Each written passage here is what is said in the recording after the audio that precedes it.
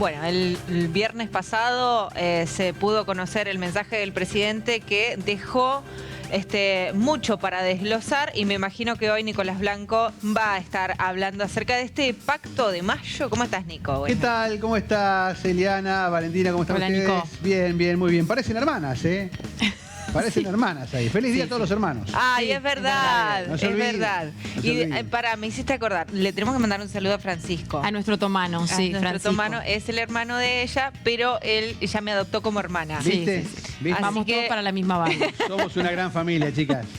No le alcanza con 3, quiere una cuarta. Bueno, Así cosas que suceden. Bueno, hablando de pacto, de hermandad y de cosas por el estilo, sí. ¿Qué semanita vamos a tener? ¿Qué meses vamos a tener hasta el 25 de mayo?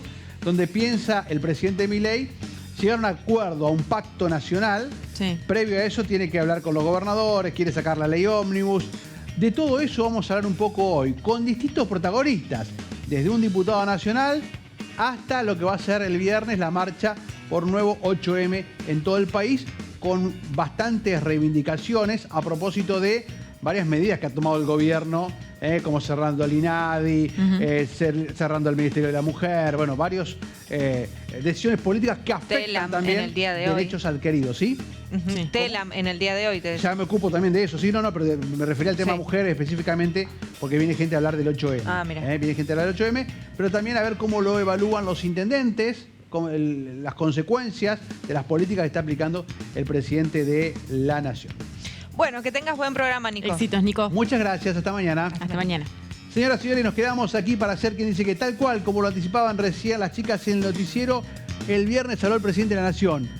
Atención, muchas cosas que dijo Javier Milei que realmente, yo no sé si es de conocimiento, si es a propósito, porque honestamente, plantear lo que plantea para el tema educativo, decir que le interesa la educación y no mandarle la plata a las provincias del Fondo Nacional de Incentivo Docente o del Fondo Compensador, que son fondos que tienen que garantizarse. Y una cosa, bájame un poquitito la cortina. Y una cosa que dice Milei y que se equivoca. Dice que el FONIT venció el 31 de diciembre. Y es mentira. ¿Por qué? Porque el Fondo Nacional de Incentivo Docente está consagrado por ley de presupuesto 2023. Y lo que hizo Milei fue reconducir, está gobernando sin presupuesto 2024, está reconducido el presupuesto 2023.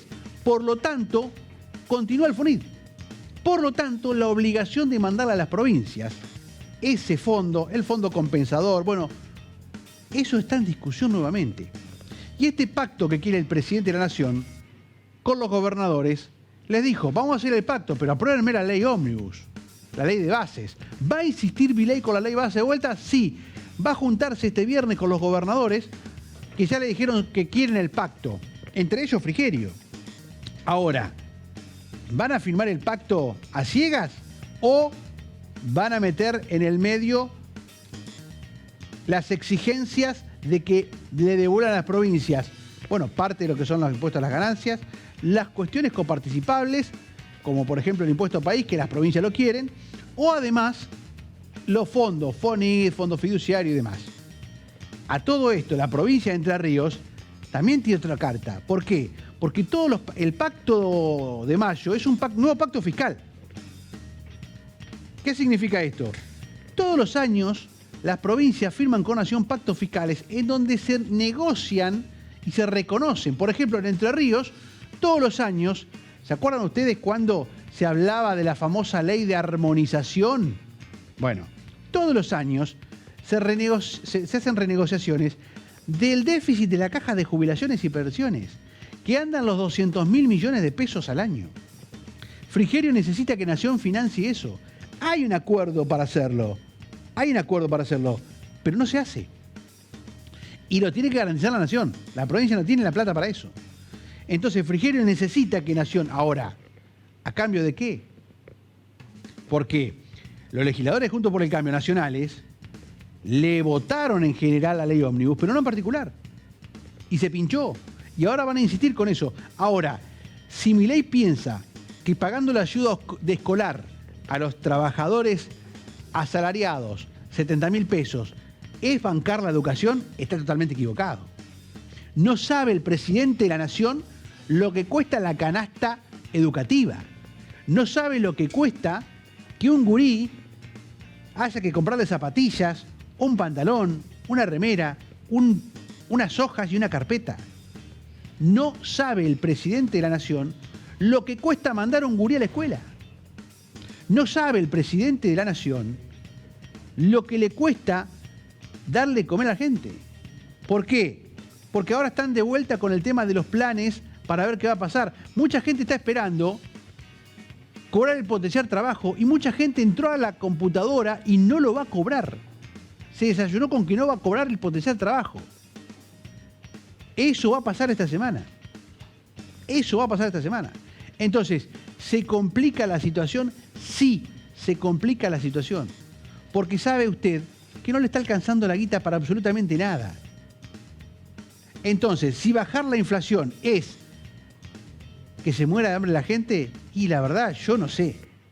A la gente no le alcanza la moneda para nada, absolutamente para nada. Entonces, eso no es la casta.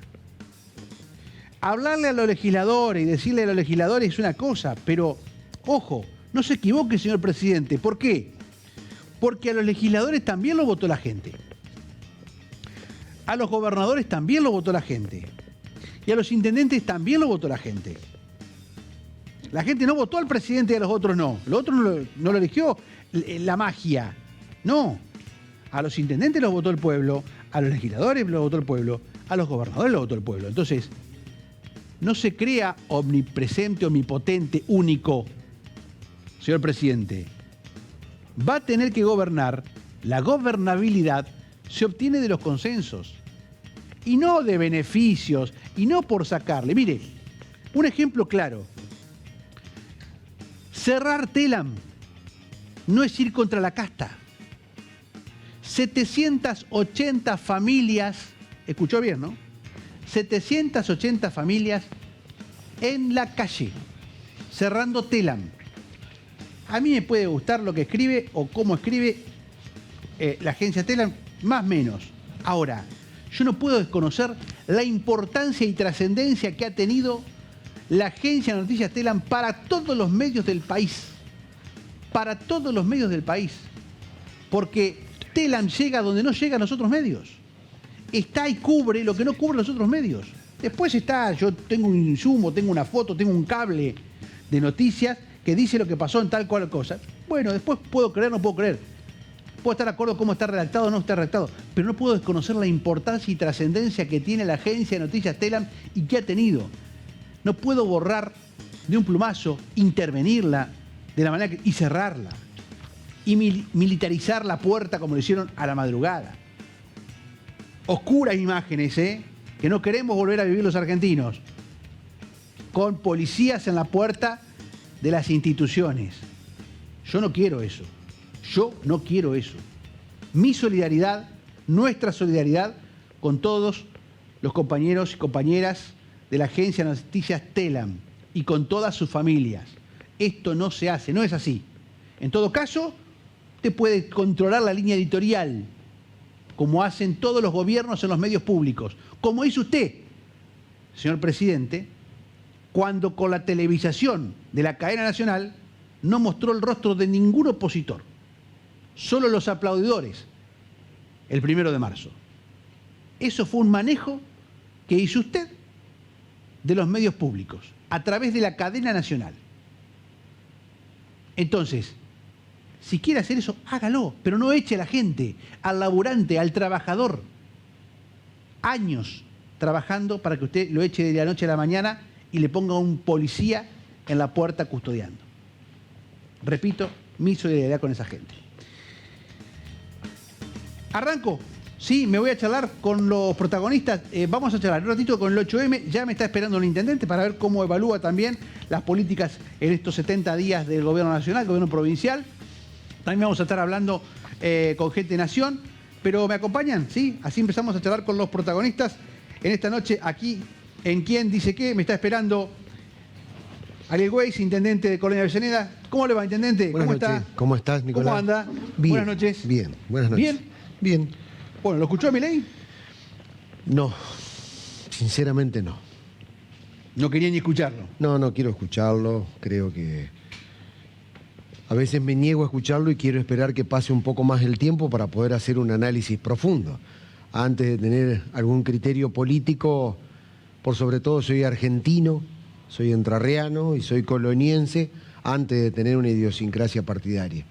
Y el ser argentino en un país tan hermoso como lo es la Argentina, quiero tomarme el tiempo para poder evaluar con calma y no en toda esta dinámica tan acelerada que llevan los primeros días.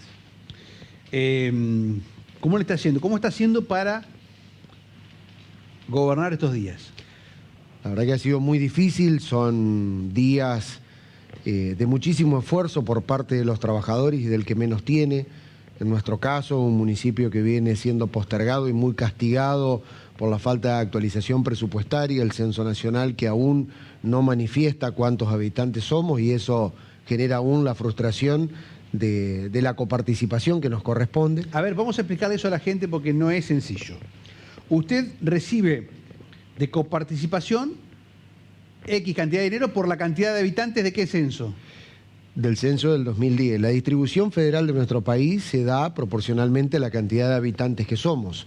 Entre Ríos aproximadamente es el 3% de la población de la Argentina y recibe de los recursos coparticipables de Nación el 3%. Nosotros como ciudad recibimos en la misma proporcionalidad de acuerdo a los habitantes que somos. Ahora, ¿cuántos somos? De acuerdo a lo que establecen los censos nacionales cada 10 años. El anterior censo registrado es del 2010, donde la población de Colonia Avellaneda, sin la entrega de las primeras 600 casas, era de 3.000 habitantes.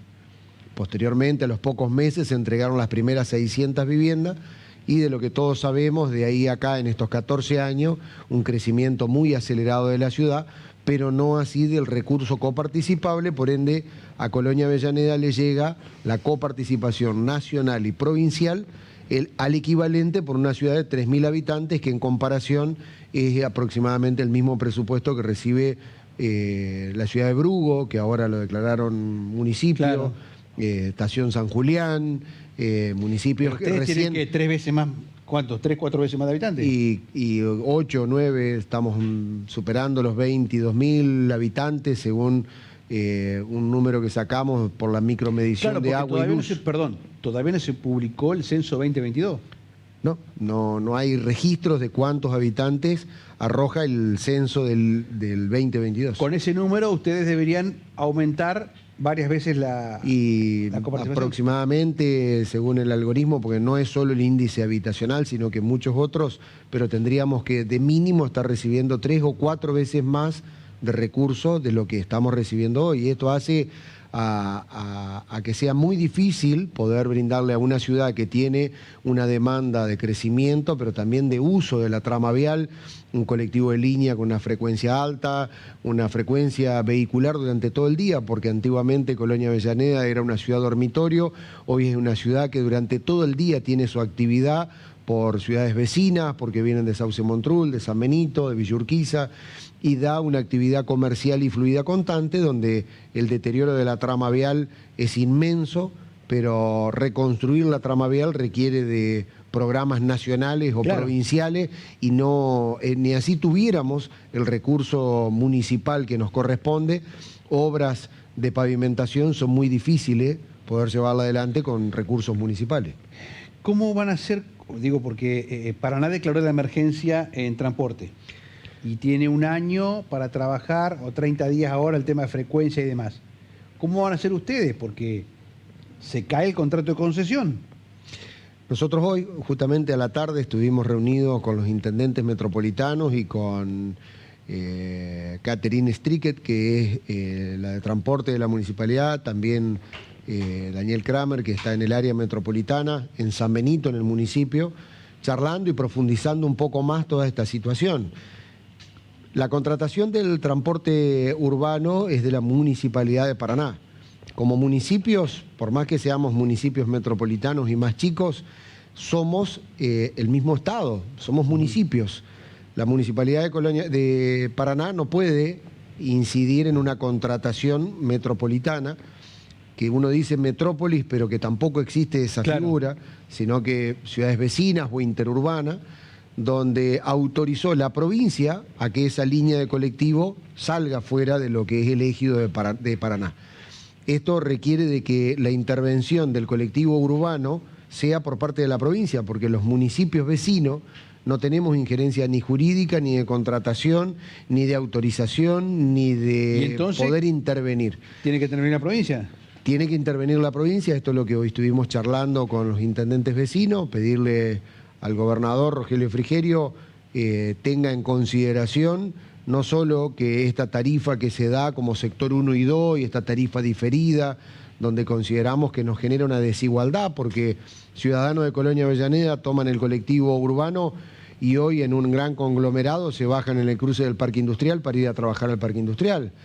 Son a duras penas 30 o 40 cuadras que hacen los ciudadanos de San Benito o Colonia Avellaneda, trabajadores en el Parque Industrial de Paraná. Ahora, por el solo hecho de tomar el colectivo del otro lado, van a pagar una tarifa diferida. Y sin embargo, no es por distancia de recorrido, sino que por estar en la distancia de la jurisdicción quien contrata el colectivo. Por eso consideramos que la Secretaría Metropolitana, algo que yo vengo hablando hace muchísimo tiempo, se pueda dar en creación como órbita de gobierno provincial para poder tener así la planificación, las contrataciones de servicio, la basura, la seguridad, la educación. Hay muchas materias a resolver de índoles metropolitanas. Santa Fe tiene, ¿no? Santa Fe tiene, Córdoba, todas las provincias tienen grandes conglomerados. Que abarcan lo que es la capital y la gran, o sea, Rosario, Gran Rosario, Paraná, Gran Paraná, Santa Fe, Gran Santa Fe. Provincia de Buenos Aires, o sea, Capital Federal o el AMBA. El AMBA y todas las ciudades vecinas al AMBA que están en el mismo conglomerado habitacional, o sea, Merlo, Morón, Liniers, Padua, o sea, son ciudades que están en una misma ciudad, pero que tienen su jurisdicción y nos está pasando hoy en las ciudades vecinas. O sea, entonces, resumiendo lo de la reunión de hoy, le van a pedir a Frigerio que a través de la Secretaría de Transporte o que cree el área metropolitana... Tome intervención, porque nosotros como municipio no tenemos chance a poder ni contratar un servicio para poder brindarles a nuestros ciudadanos un servicio de mejor calidad y de igualdad económica. Pero yo imagino mañana, si a usted no le gusta cómo está redactado, redacta una ordenanza y hace un servicio nuevo. Claro, pero para ello tenemos que tener la contratación en Paraná que tenga la apertura del uso de las paradas de colectivo, no en exclusividad. Hoy por hoy hay una contratación que obliga a una monopolización y no está bueno. Eso fue uno de los temas que charlé y que obviamente en las nuevas contrataciones no va a estar esa exclusividad para que pueda haber de esta manera alternativas de solución en el camino, ¿no? ¿Y cómo está la relación con la provincia? He tenido muy buenos diálogos, esperamos respuestas. Creo que ha atravesado muy poco tiempo en organización como para poder pedir respuestas inmediatas, pero sí he tenido buena aceptación en el diálogo. Me han escuchado mucho sobre las problemáticas que tenemos. Estamos viendo con el ministro de Gobierno algo de que venía pidiendo hace mucho tiempo, que es un código postal. Algo tan simple como tener en nuestra ciudad un código postal. No tenemos código postal. Mirá. Y eso nos frustra muchísimos trámites e incluso también nos afecta en la coparticipación. La coparticipación de las provincias, uno de los tributos, digamos, que más impactan en la coparticipación municipal es ATER, que es patente del automotor. Todo aquel que pague, ciudadano de Colonia Avellaneda, su patente a través de un home banking o a través de una plataforma, al no tener código postal, el propio sistema hace que esa coparticipación vaya a la ciudad a la cual le corresponde el código postal, que en este caso es San Benito. Entonces, muchos ciudadanos de Colonia, domiciliados en Colonia, con su automóvil, que en ATER, al pagar por plataformas y no por ventanilla del municipio, ese recurso económico en el algoritmo y en el sistema de distribución va para la ciudad vecina y no queda para nosotros. Mucha gente mirando por suerte el programa, escribiendo, están pidiendo o están reclamando cajeros. ¿Cómo están con cajeros? Yo he tenido periódicas reuniones con gerentes del Versa Sinceramente, el banco manifiesta incentivar el uso de la tarjeta, Sí. generar aperturas en los supermercados para el retiro de efectivos y tratar de reducir la circulación del billete y del cajero. Es una inversión netamente privada. Nosotros hemos ofrecido crear la infraestructura para poder darles mayor capacidad de cajeros. Hemos ofrecido todo lo que está a nuestro alcance. Sí, es cierto que la mayoría cada vez andamos más con tarjeta que con billete. Pero Plataformas, hay gente que no se acostumbra. Es costumbre, digamos, la circulación de recursos lleva su costo y los bancos como entidad privada lo que buscan es optimizar sus gastos y son reacios a la colocación. Sí, en la última reunión que tuve prometieron colocar un cajero más y ampliar el espacio que tenemos, obra que van en brevedad a diseñar para nosotros efectuarles esa obra que ellos necesitan para incorporar un cajero más. Pero nuestras cajas en el municipio son de retiro de efectivo, en los supermercados hay retiro de efectivo. La verdad que también soy uno de los que trata de pregonar justamente el uso de las diferentes plataformas que tenemos, tarjeta, y en todo caso el retiro en el supermercado, y a veces las frustraciones de los cajeros son complejos y hoy hay otras alternativas más. Sí, está bien. Comisaría. ¿No tienen comisaría? Sí, tenemos una comisaría. ¿Y alcanza? No, o sea, obviamente no por el crecimiento que tuvo nuestra ciudad. Hoy, en la apertura de sesión que tuve a la mañana, hablaba con el comisario y justamente charlábamos esto, de que se fueron a una situación a la escuela Almafuerte. Nuestra comisaría tiene por jurisdicción hasta 2 jurisdicciones fuera de la nuestra, o sea, Colonia Avellaneda, Sauce Montrul, La Picada. La escuela Almafuerte está en La Picada, hubo un robo dentro de la escuela de notebooks y tuvo que intervenir nuestra comisaría. Nuestra comisaría cuenta con un oficial y eso hace de que cuando estuvo en esta situación en la escuela, la ciudad se queda sin oficial para tomar una denuncia. O sea, hay una cantidad de policías acorde a lo que fue la ciudad en el 2010 y el crecimiento y la falta de reconocimiento. ¿Cómo impacta en todo, ¿no? Y lamentablemente en todo, en la educación, en la salud, hemos trabajado muchísimo con el centro de salud, tenemos una sala de rayo, pero nada es suficiente en un crecimiento tan brusco y tan rápido y acelerado como tienen las ciudades metropolitanas. Todavía hay gente que le dice, bueno, pero usted está al lado de Paraná. Y no. Al ¿Hay contrario. ¿Hay gente que le dice eso? Sí, pero muchos paranaenses hoy encuentran alternativas comerciales, de esparcimiento y de servicios en Colonia Avellaneda. Toda la zona de Parera va al centro de salud en Colonia Avellaneda. Muchos sanbenitenses que les queda más cerca a nuestro centro cívico, que es todo lo que es barrio San Pedro, saliendo sobre la ruta 18 a mano derecha, enfrente al acceso a Colonia, es alrededor de 1000 viviendas que tienen por centro cívico mucho más cercano al de Colonia Avellaneda que San Benito. Entonces, Colonia Avellaneda no solo que ha crecido como ciudad, sino que es una alternativa de servicios comerciales y de servicios públicos para la región. Hablando de servicios públicos, 2 temas que llegan de televidentes, luminarias y calles. Y son justamente los dos ejes principales que se requiere un recurso, el cual el municipio no cuenta, y requiere de la decisión del gobierno nacional y provincial bajo los programas. Nosotros tenemos una de las calles más complejas en cuanto al deterioro, que es Yáñez Martín, que está delante de los cajeros, de la plaza principal, cruza el colectivo de línea, es una de las arterias de acceso a los 2 módulos de 600 viviendas, pero que está en el programa Argentina Hace. No podemos tener 2 programas superpuestos en gestión, una gestión por nación y una gestión por provincia de una misma obra, no se puede. Argentina Hace es un programa que ya el gobierno nacional ha anunciado que no van a ejecutar obras nuevas. Esto hace a la necesidad de reflotar esta gestión que viene hace 4 años, porque fue la primera obras que gestionamos ante Nación y que por diferentes motivos, primero la pandemia, después la no aprobación del Fondo Monetario Internacional por no estar dentro de los programas de gasto.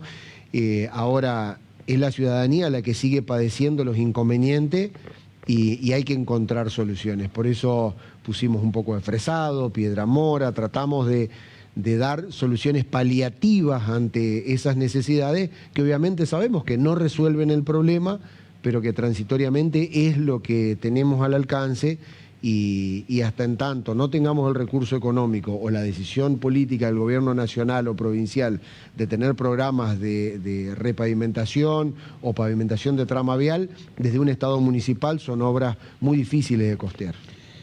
Lo último, ¿qué tiene que hacer el peronismo? Porque no hubo elecciones, se habló de consenso.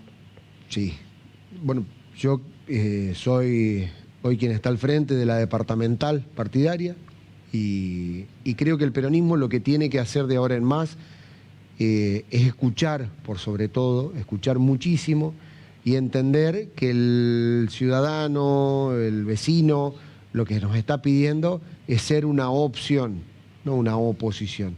Creo que el vecino que no tiene ese interés político, quizás como los tenemos los que amamos la política, lo que necesitan escuchar son opciones, no oposiciones del por qué no a esto o por qué sí a lo otro. Y creo que el peronismo tiene que aprender a ser una opción en estos tiempos tan difíciles donde nos tenemos que reconstruir como sociedad, como alternativas políticas, porque hay una realidad que yo veo y en la última elección el pueblo necesitaba algo distinto y lo distinto se tornó la peor pesadilla para los argentinos, que es alguien que no cree en el Estado, pero es quien nos administra el Estado. Entonces esto es muy difícil de poder entender, ¿no? Que alguien que no cree en el Estado sea quien nos lleva adelante las decisiones de Estado. Prácticamente, voy a decir con esto algo que me genera, ¿no?, en comparativa, es como pedir que el cura párroco que tengamos sea ateo. Yo no comprendo cómo puede ser que estemos en esta circunstancia. Ahora, sí sé de que hay responsabilidades de muchísimo tiempo para haber llegado hasta acá. Hoy no estamos mal por las últimas decisiones que se han tomado. Acá se vienen tomando decisiones desacertadas hace muchísimo tiempo, donde creo que faltó hablar más, quizás reclamar más, no estar tan aburguesado en lo partidario, y refiriéndome a lo partidario, la voz de poder decir lo que uno pensó estuvo siempre, pero quienes podían usar el derecho a hablar no lo quisieron hacer o por obsecuencia o por comodidad.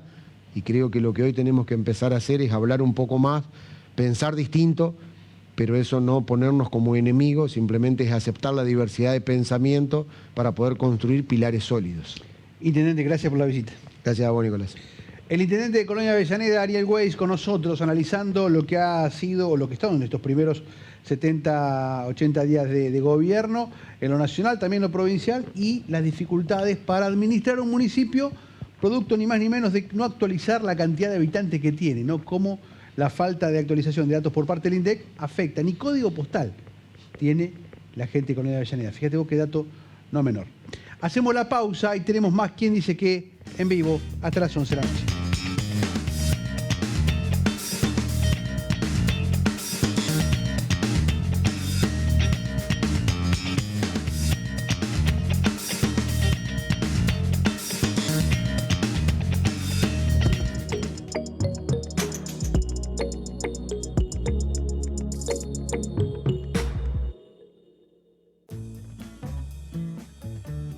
En Banco Entre Ríos, tu préstamo es personal.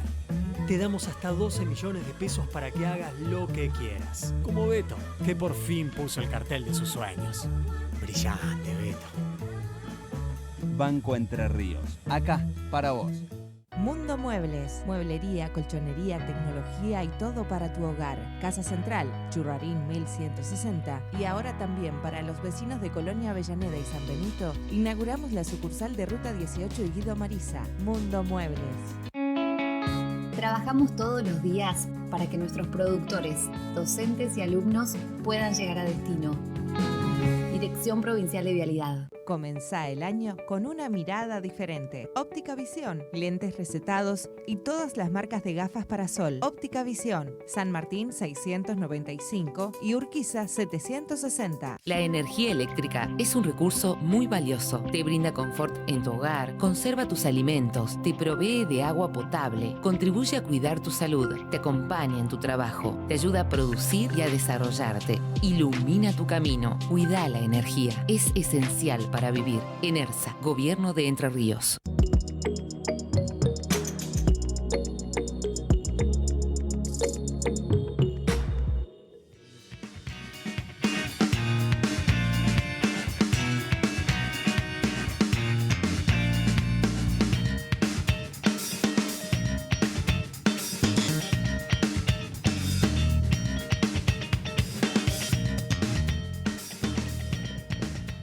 Bien, estamos aquí en vivo. En un rato vamos a charlar con parte de lo que es la organización del 8M. Muchas cosas para hablar del 8M. Un 8M distinto porque, bueno, obviamente las decisiones políticas que tratan de quitar derechos, me parece que va a tener un pliego de reivindicaciones muy interesante para escuchar el próximo viernes 8 de marzo. Pero ahora vamos a conversar con el diputado nacional Pedro Galimberti de Juntos por el Cambio, bueno, para tener su impresión de lo que ha sucedido con esta Asamblea Legislativa del 1 de marzo.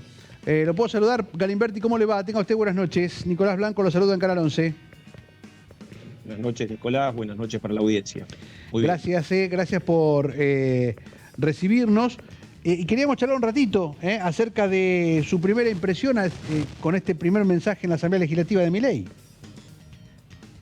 Bueno, un discurso que yo decía hoy con algún medio de la capital de la provincia, que desde lo comunicacional ha sido bueno, ha tenido un gran número de argentinos que estuvieron pendientes de lo que el presidente decía, tenía la obligación por mandato constitucional de venir a contar cuál era el estado del país, en líneas generales cumplió. Donde me parece que ha quedado corto es en la mirada hacia adelante.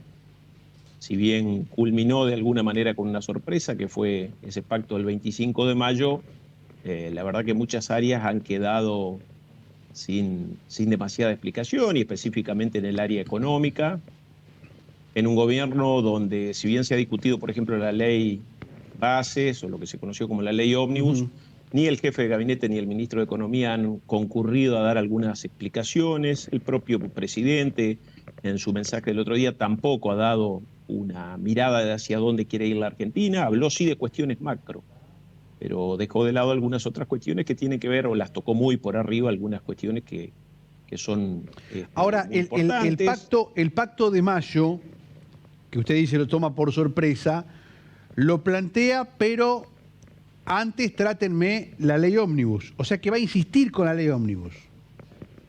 Bueno, a ver, voy a ser absolutamente franco, Nicolás.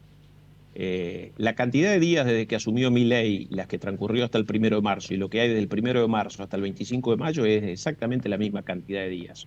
Lo voy a decir en estos términos. Daría la sensación de que el gobierno, luego del traspié en términos políticos que tuvo con el retiro que el propio gobierno propició de la ley Ómnibus en el Congreso, hace que inicie un periodo de intercambio. Después ya sabemos que el presidente a veces tiene un lenguaje donde dice no admito ningún tipo de negociación, pero que por otro lado hay algunos funcionarios del gobierno que van y realizan ese trabajo. Lo que en definitiva quiero decir con esto es que se abre una etapa en la cual creo que el viernes se van a juntar con todos los gobernadores, habrá seguramente algún intercambio de apreciaciones, y esto tiene que ver también con muchos intereses que hacen a las propias realidades de las provincias. Yo lo escuchaba recién, hablaba el intendente de Colonia Avellaneda, ¿es así, no? Sí. Bueno, él planteaba una cuestión vinculada a un tema específico: transporte urbano y suburbano, automotor de pasajeros. La semana pasada, previo al discurso del presidente, hubo una resolución en la Secretaría de Transporte donde a la zona del AMBA se le asignan 265.000 millones de pesos comprendiendo el periodo entre enero y abril de este año, justamente otorgando subsidios para esta región de la Argentina. Al resto de la Argentina, el interior, hay cero. Entonces, evidentemente hay cuestiones que hay que ir a discutir. Podemos ir a hablar del pacto del 25 de mayo, seguramente los gobernadores van a ir a discutir, pero van a ir a llevar también estas situaciones. ¿Por qué en un lado sí subsidios y por qué en otro lado? Bueno, de hecho mañana hay paro. Mañana hay paro de colectivos en el interior del país. Mañana en Paraná, por ejemplo, no va a haber colectivo. En Concordia, tengo entendido también, Uruguay, La Paz, no sé si Chajarí tampoco. Nosotros puntualmente, cuando digo nosotros es del bloque radical, soy autor de un proyecto, si me permitís, un pequeño paréntesis, soy autor de un proyecto de interpelación al secretario de Transporte para que justamente nos venga a explicar cuál es el criterio de diferenciación y el por qué se otorga este subsidio a la zona del AMBA y no se otorga al interior. Y en el mismo sentido, y trabajando sobre esa cuestión, un proyecto del diputado, del correligionario Jorge Rizotti de la provincia de Jujuy, colaboré de alguna manera en la redacción, pero que acompaño en ese proyecto de ley, pedimos que se establezca un subsidio para el año 2024. Esto tiene que ver porque, entre otras cosas, el gobierno no ha mandado ni aprobado ni ha hecho aprobar el presupuesto para el año 24, lo que ha hecho es reconducir el del año pasado. Bueno, por eso mismo, yo decía en la apertura del programa, con esto de reconducir, ayúdeme, con esto de reconducir, deja firme el Fondo de Incentivo Docente, que lo está debiendo. Las cuestiones del Fondo de Incentivo Docente también, hay una iniciativa del diputado Cobos en este sentido para llevarlo adelante. Lo que se discute muchas veces cuando hay estas reconducciones es si los fondos específicos se reconducen para el otro año. Y ahí en realidad estamos ingresando en una cuestión no fácil de resolver en el tiempo. Es más de interpretación.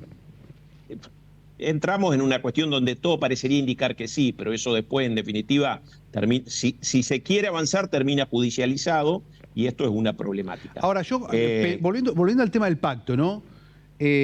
Cuando habla de los 10 puntos del pacto, y lo deja supeditado que ustedes le aprueben la ley bases, habla de la vuelta a las FJP, palabra más, palabra menos. Habla de la intervención de los sindicatos. En mi caso particular yo no voy a acompañar. Por eso, habla entre los 10 puntos de la intervención de los sindicatos, por el tema de las reelecciones de los sindicalistas y de los convenios colectivos de trabajo. Sí, en ese sentido hay que ser claro, eso se modifican a través de leyes, es decir, los gobernadores pueden firmar algunas cosas, después depende del acompañamiento que se tengan diputados y senadores. Ahora, no espero ni un minuto y se rotelan. Bueno, eso nos anoticiamos hoy a la mañana, sí, exactamente. Digo, hay un estilo de conducción del gobierno, que en definitiva no es nada nuevo porque lo ha dicho durante campaña, y donde creo que además las provincias están viendo, un poco sorprendidas, para decirlo de alguna manera, cómo el Estado Nacional congrega los fondos. Hoy ha salido la publicación de la recaudación de la AFIP, Nicolás. Ajá. Hay un impuesto que es el impuesto país, que básicamente este gobierno, que no iba a aumentar impuestos, lo aumentó del 7,5% al 17,5%. Son 133%. Más la devaluación de un dólar de 365 a 820. Bueno, la diferencia interanual en la recaudación de ese impuesto, el impuesto país, es del 1.400%. Ese es un impuesto que no se coparticipa. Claro. Lo mismo pasa con los derechos de exportación e importación. Y por otro lado, vos tenés los impuestos, ha quedado ahí el IVA, apenitas por arriba, teniendo en cuenta la diferenciación año a año en función de la inflación, pero ha caído abruptamente ganancias, ha caído abruptamente bienes personales. El impuesto a los débitos y créditos que no se coparticipa también ha crecido. En definitiva, lo que estamos viendo es una concentración de los recursos en el gobierno nacional y una caída de la recaudación en los gobiernos provinciales. Particularmente, previo a la votación en general de la ley Ómnibus, yo manifestaba esta preocupación. El Estado federal, entre otras características, tiene diferentes estamentos de gobierno. Usted tiene la nación, la provincia y los municipios. Y por supuesto que queremos el equilibrio fiscal en la nación. Pero eso no tiene que ser a costa de provincias y municipios, más como en muchos casos se está realizando de un día para otro. Por eso digo, la negociación de acá hasta el 25 de mayo es primero larga en cuanto al tiempo. Me parece que el gobierno está intentando ganar un túnel de tiempo, para decirlo de alguna manera. Recordemos que para esa época va a estar seguramente el ingreso parte importante de lo que va a ser la cosecha básicamente de soja. La liquidación de exportaciones. A partir de allí comienza la liquidación, fin de abril, mayo, junio estará la liquidación de exportaciones, pero digo, se advierte un gobierno nacional que pretende centralizar el manejo de los recursos. Y se advierte en muchas provincias, por eso vemos algunos reclamos conjuntos más allá de los signos políticos, donde hay intereses, para decirlo de alguna manera, defensa de intereses comunes, que en definitiva terminan resultando en sumas de dinero que se necesitan para determinadas funciones que cumplen las provincias, en las cuales hay, de alguna manera, una unificación de criterio a los efectos de reclamar, ¿no? Una cuestión última, Galimberti. Se habla del pacto, ¿no? El pacto de mayo. Ahora, sería un nuevo pacto fiscal. Para que haya un pacto fiscal tiene que haber negociaciones en el Congreso, porque los pactos fiscales se tienen que terminar aprobando en el Congreso. Así es, así es. Y eso falta, digamos, está lejos. Y a mí me da la sensación, digo, para verle el lado positivo a la cuestión, de un presidente que decía que no iba a dialogar, el hecho de que se comience a hablar nuevamente, que hay algunas cuestiones a resolver entre la nación y la provincia, yo lo veo como algo positivo. Después, por supuesto, que si uno se toma de algunos pasajes de lo que ha sido el mensaje del presidente, bueno, uno podría decir también quieren firmar un pacto pero sin ningún tipo de concesión. Yo, sinceramente, viendo un poco lo que ha sido la manera en que se ha ido moviendo el presidente, lo he visto en un par de cambios más abajo. Me parece razonable, ojalá que podamos avanzar. Seguramente en esos 10 puntos habrá algunos en los cuales habrá uniformidad de criterio. Advierto que en otros va a haber discusiones, pero bueno, esta es una de las características que tiene un gobierno democrático y sobre todo cuando en un lugar como el Congreso la representación, nadie tiene mayoría, claro. Ninguna de las fuerzas tiene mayoría y eso nos muestra claramente que la necesidad del consenso político se hace sumamente indispensable. Galimberti, antes del viernes que se reúnen los gobernadores con el Ministerio del Interior y en Casa Rosada, ¿tienen planificada alguna reunión ustedes con el gobernador o todavía no? No, no tenemos, pero bueno, eso a veces se da de un día para otro, esta es la realidad. Cuando es necesario estamos hablando con el gobernador, como corresponde, en la defensa de los intereses de Entre Ríos. Y por supuesto también, bueno, en un rato me estoy yendo hacia Buenos Aires, desde mañana estamos allá trabajando toda la semana y hay varias reuniones previstas. Gracias por este contacto con Canal 11. Muchas gracias a ustedes, como siempre, un gran abrazo. El diputado nacional de Juntos por el Cambio, Pedro Galimberti, charlaba con nosotros acerca de esta cuestión del discurso de Milei y de lo que viene, ¿no? Él dice, bueno, el mismo tiempo desde que empezó a gobernar queda hasta acá, de acá al posible pacto de mayo. No está de acuerdo, por supuesto, con algunas cosas. Yo el otro día las marcaba cuando se daba el discurso, ¿no? Esto de cambiar otra vez el sistema jubilatorio es que vuelvan las AFJP. Ya sabemos lo que le pasó a la Argentina con las AFJP. O sea, con varios de estos ítems no hay acuerdo, por lo menos Galimberti dijo, yo no estoy de acuerdo con eso. Así que interesante para tener en cuenta como punto de vista de lo que puede llegar a pasar acá en adelante. Antes de la pausa contesto, porque me preguntaba Mónica hoy temprano, gracias a la gente que escribe todos los días, que tiene problemas porque tiene un hijo de 18 años y no puede cobrar la escolaridad. La escolaridad la cobran hasta los 17 años. Y en ANSES lo que pueden hacer a partir de los 18 es el tema del plan Progresar. Lo que me dicen de ANSES es que el plan Progresar se va a conocer seguramente mañana pasado las fechas para que puedan inscribirse. Se hace todo online, así que quédate atenta. Seguramente mañana, pasado en la semana, a través de la pantalla del 11, en Buenas Noches, vamos a ampliar esta información de cómo hacer para inscribirse y para que sigas con un beneficio, ya que se te complica no cobrar la escolaridad. Gracias por atendernos. Hacemos la pausa y el último tramo del programa es todo dedicado a la previa del 8M.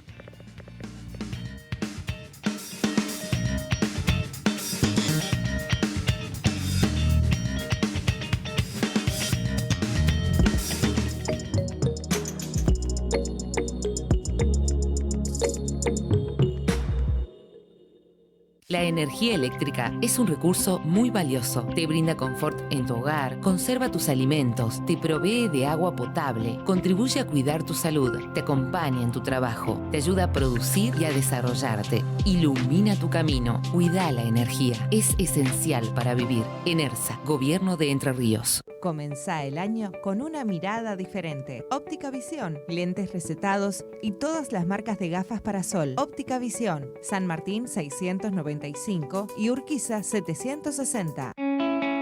Trabajamos todos los días para que nuestros productores, docentes y alumnos puedan llegar a destino. Dirección Provincial de Vialidad. Mundo Muebles, mueblería, colchonería, tecnología y todo para tu hogar. Casa Central, Churrarín 1160 y ahora también para los vecinos de Colonia Avellaneda y San Benito, inauguramos la sucursal de Ruta 18 y Guido Marisa. Mundo Muebles. En Banco Entre Ríos, tu préstamo es personal. Te damos hasta 12 millones de pesos para que hagas lo que quieras. Como Beto, que por fin puso el cartel de sus sueños. Brillante, Beto. Banco Entre Ríos. Acá, para vos.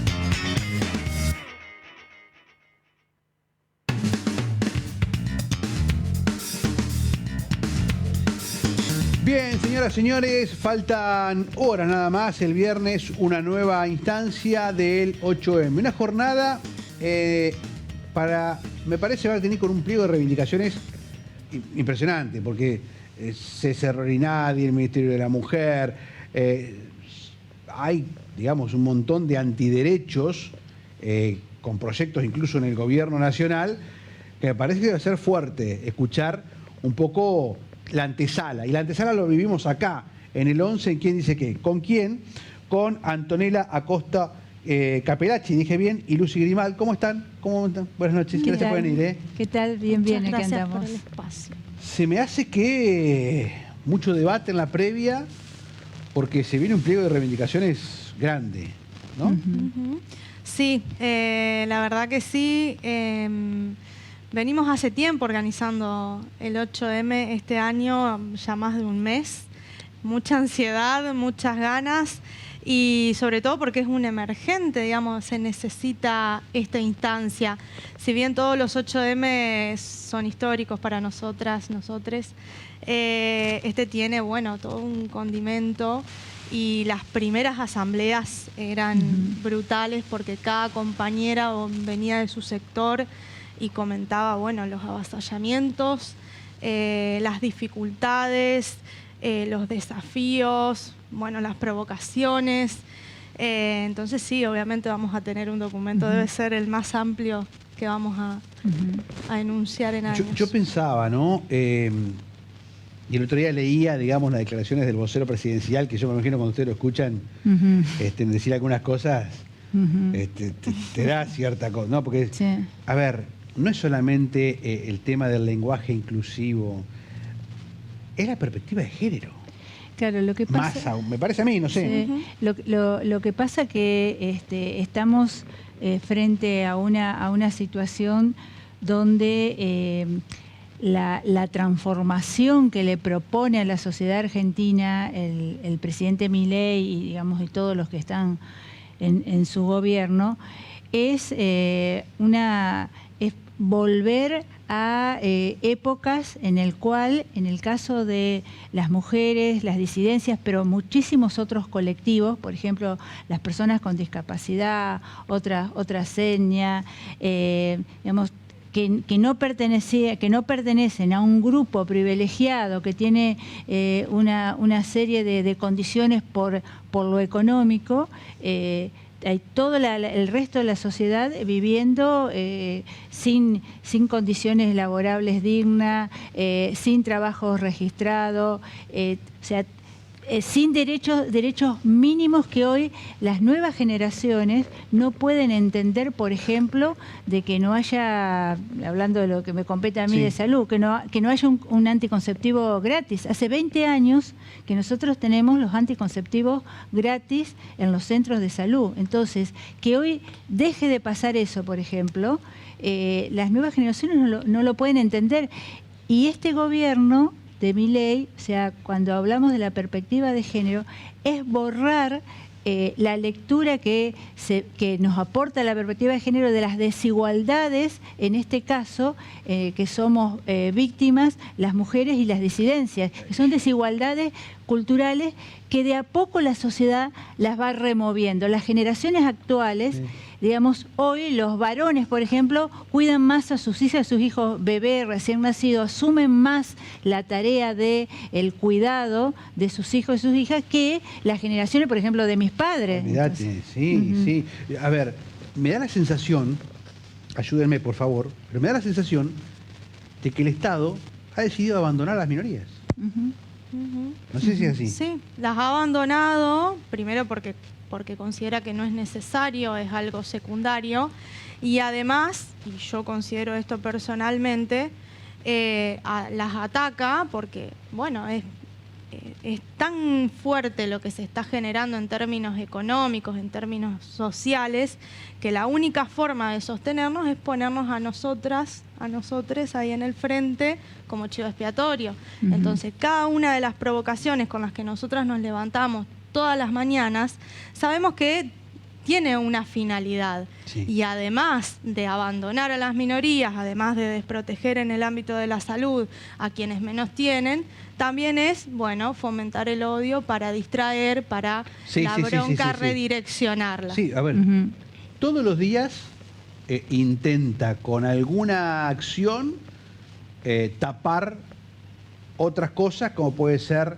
bueno, la falta de oportunidades, de recursos, el aumento de precios, la inflación, la falta de política de Estado, de decir, bueno, ¿a quién beneficio con esto que estoy haciendo?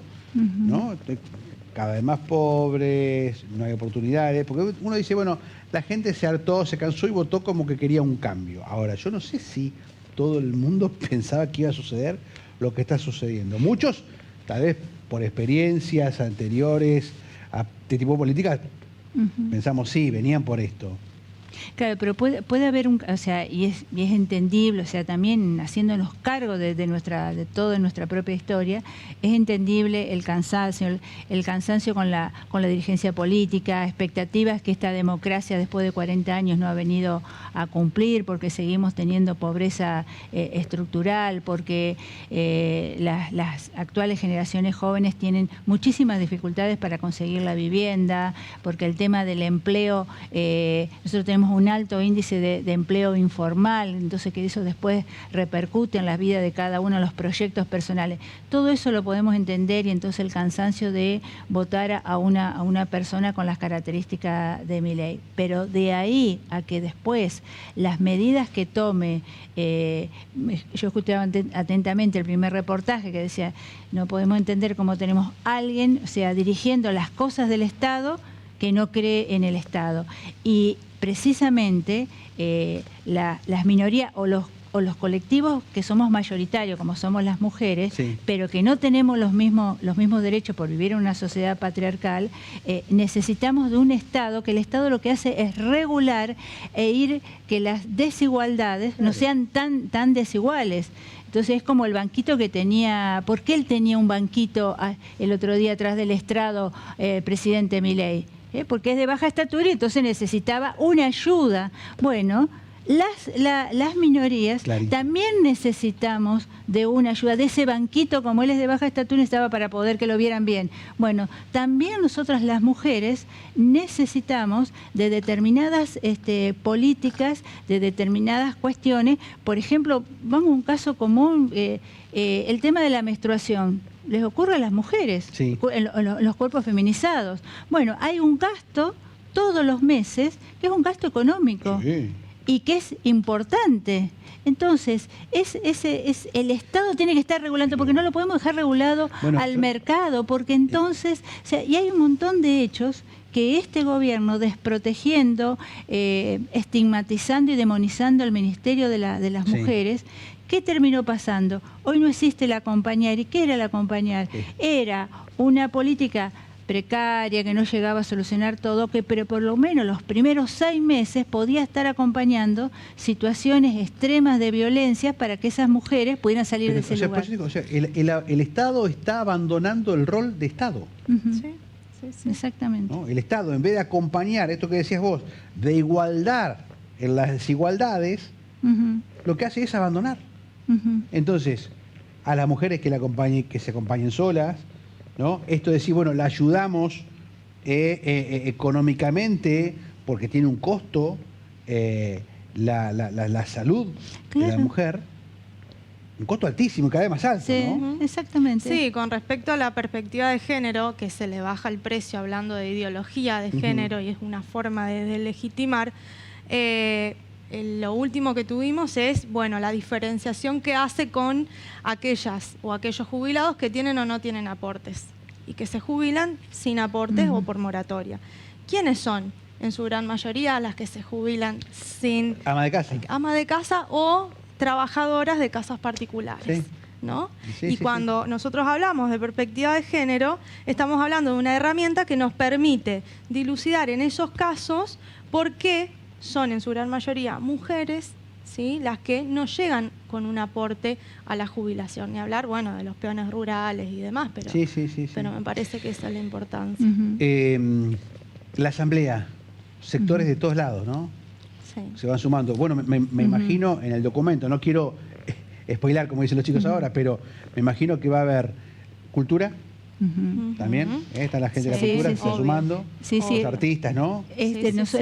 Claro, inclusive nosotros veníamos en 2 grandes agrupamientos, que era la multisectorial de mujeres entrerrianas y la asamblea de mujeres lesbianas, travestis y trans, y este año, digamos, le hemos cambiado el nombre, decimos la asamblea hacia el 8M, porque se han también acercado y sumado colectivos tan importantes como son los colectivos de la cultura, más los sindicatos, movimientos sociales también, y los movimientos sociales.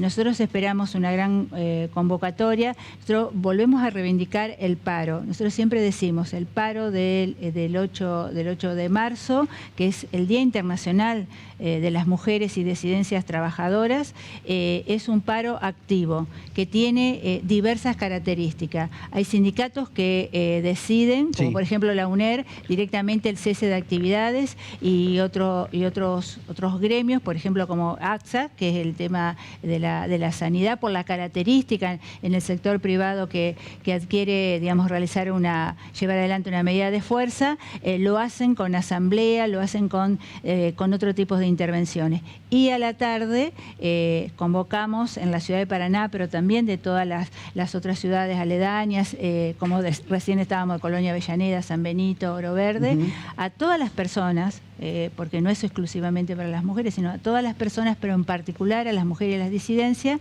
encontrarnos a las 6 de la tarde de este próximo viernes, 8 de marzo, en la Plaza de Mayo, donde vamos a marchar, porque queremos seguir manifestándonos en unidad, en forma organizada, que nosotros no vamos a permitir que ninguno de los derechos que hemos conquistado, porque fueron en determinados gobiernos, pero si no hubiésemos estado organizadas en la calle, poniendo toda la inteligencia y habiendo dado muestra de lo que la organización de distintos sectores logró, por ejemplo, que lo último fue cuando logramos que se sancionara y que se implementara la ley de interrupción voluntaria del embarazo. Pero también tenemos, digamos, un montón de otras conquistas, como es esto también. Nosotros estábamos ya poniendo en agenda lo que son las tareas de cuidado, y que este gobierno de Milei osó el presidente, porque eso es una ofensa para todas nosotras, mandarnos de nuevo a nuestras casas a cuidar a nuestros hijos, como que nosotras, porque es que estamos cumpliendo también, trabajando afuera de nuestro hogar, no estuviéramos cuidando bien a nuestros hijos. Eso es una ofensa a cada una de las mujeres de la República Argentina. Eso es una ofensa que nosotros no vamos a dejar pasar. ¿Cuál es el lema? Tenemos varios y creo que es un poco el contexto, ¿no? Bueno, lo veníamos repasando con Lucy, nosotres no somos la casta, ni un ataque más, ni un derecho menos. Con hambre y represión no hay libertad. Párrafo aparte, se destacó y a nivel internacional, Francia metió en la Constitución, por Constitución, la posibilidad de la interrupción del embarazo, ¿no? Y queremos agradecerle a las francesas porque en su discurso que dieron, creo que era una de las representantes frente a la Cámara ahí en Francia, nombró a la Argentina, se solidarizó con nosotras, sabe que estamos, que bueno, el presidente decidió que también somos parte de uno de sus enemigos y entonces se solidarizaron con nosotras también. Y en este momento que ellas logran que sea constitucional este derecho, se acuerdan también de las Argentinas y de todos los otros países que estamos en un momento donde recibimos un ataque y tenemos que estar organizándonos para poder resistir y no perder ningún derecho. El viernes, como siempre, vamos a estar acompañando, por supuesto, con el canal, con nuestras cámaras, lo que sea la movilización. Ojalá salga todo bien y, por supuesto, siempre los micrófonos abiertos. Sí, porque además tenemos el acompañamiento de todas las organizaciones, de los sindicatos, el municipio de Paraná también. O sea, eso nosotros lo queremos destacar. O sea, para nosotros es un momento de lucha, pero un momento de celebración y también de encontrarnos y de encontrarnos que la capacidad de organización y de síntesis que podemos hacer los movimientos del feminismo y de las disidencias también sirven para que otros sectores hagan lo mismo. Es el momento de estar juntos y organizándonos. Muchas gracias. Muchas gracias. Señora, señores, nosotros nos tenemos que despedir. Hasta acá llegamos con ¿Quién dice qué? Vamos a volver la semana que viene. Vamos a estar hablando de las repercusiones, por supuesto, del 8M, pero atención porque tenemos varios temas para tratar aquí en la mesa, en profundidad, con los protagonistas, como nos gusta todos los lunes, para que sea un ida y vuelta. Gracias a ustedes por estar del otro lado. Hasta la semana que viene.